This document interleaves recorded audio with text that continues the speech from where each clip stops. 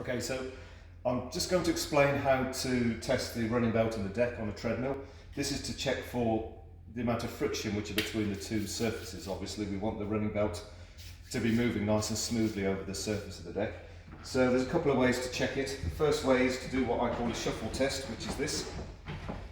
And you just use your body weight to rock forwards and backwards on the belt, and the running belt should move quite freely over the surface of the deck.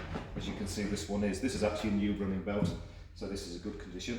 Another way you can do the same test is to push against the machine and do this, and you should be able to walk on the machine fairly easily.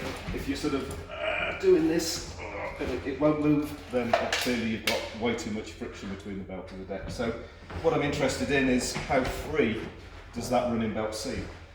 The other thing I'd like you to do is just lift the belt and feel underneath the running belt in this area here. So I'm not interested in any other part of the belt other than here, sort of in the centre really, centre towards the front. This is where all the wear takes place. And I want you to feel underneath there to the centre, underneath where my finger is pointing, and just feel the surface of the deck and tell me what that's like. It should feel nice and smooth. You might find a little bit of residue of silicone oil under there perhaps.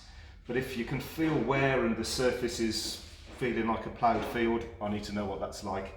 And equally, the condition of the running belt and how old the running belt is useful, and you can gauge that by looking at the condition of the backing. You can see this is nice and white. Most treadmill belts are white when they're new, so if yours is really dirty, and if after you've pulled your hand out and your hand's all dirty, all of those sort of things indicate wear and tear. So it's all important things, and if you can feed back that to me, then I'll be able to help you make a decision as to how worn your belt and your deck is.